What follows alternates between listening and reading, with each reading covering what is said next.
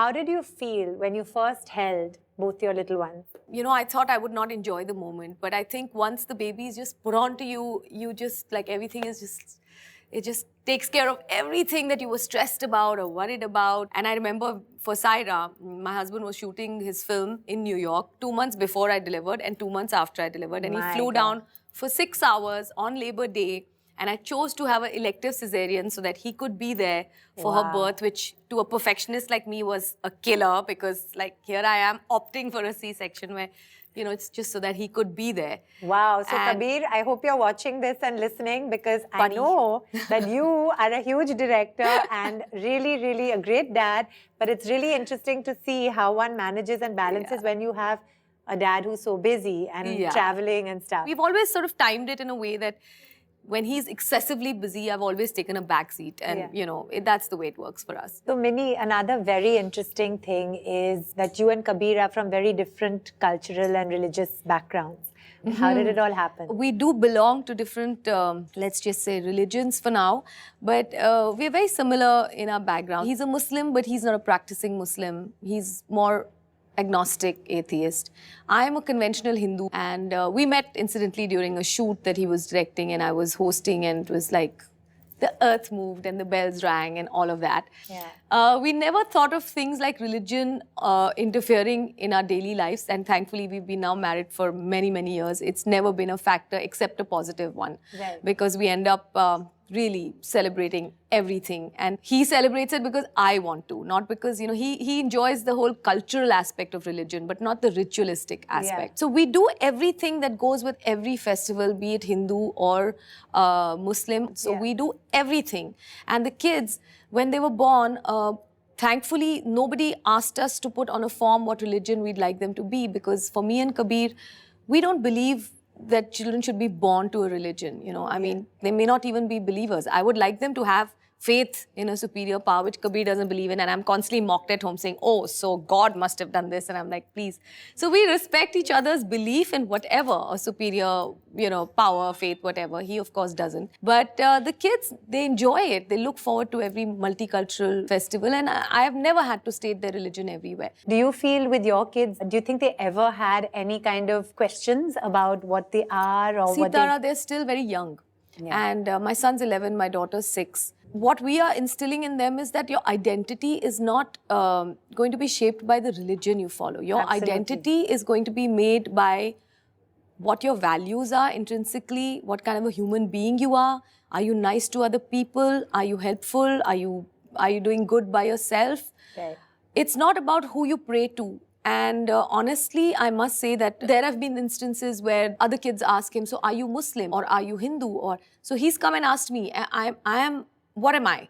So I said, you're everything. You're a humanist. Okay. I think it's up to the parents to tell them that this doesn't matter to us. And this is not what's going to define you. I think how you communicate about religion with your children is going to give them the courage to go and stand up to them and say, yeah, this is what I am. And if you don't get it, you go back and figure it out. I know what I am. And people assume that because I'm married to a Muslim, I'll be pro-Islam or I'll be less of a Hindu. It doesn't matter. We've given each other freedom to do what we want. I mean, Kabir has sat and done havans with my family. And I have gone and, you know, been with all his Hyderabadi relatives being full begum. It's okay. It just makes me richer, doesn't it? Absolutely. And I think what you said really struck a chord when you mentioned that you might have different religious backgrounds and you might come from different so-called cultures, but your values are very much the same. What about people who actually don't have such a liberal background and don't have people who are so supportive? How do you think they cope with cross-cultural marriages? Tara, I truly believe that you will only find a connection with a person who is on a similar level of belief than you are. If you are in a situation where you're from two very diverse religions or cross, or cultures, the only way to make it work is not to pass it on to your kids.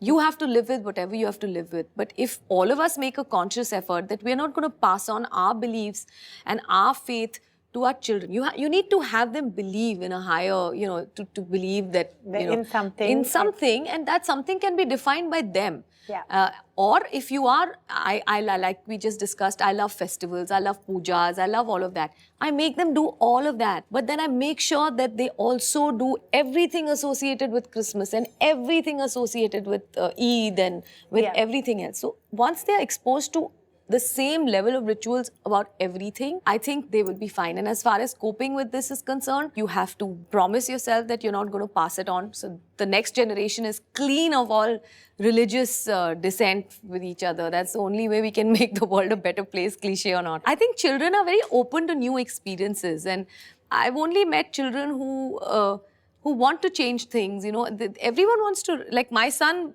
goes and eats Gujarati food, he loves it. You know, Yeah, he of loves, course. Yeah. you know, so you're always inquisitive about the other person's culture. And I've had, you know, no such issues about, you know, veg, non-veg and all that. But yeah, it's a school which doesn't allow taking non-veg for tiffins and stuff like that, which I'm okay with. If there's anything at all you'd like to say to people who are about to be married and they're from different cultures, and any tip, Okay. anything at all? I think we should, as mothers, just stop judging ourselves Yeah. every now and then. Have I been good? Am I a witch on a broom today?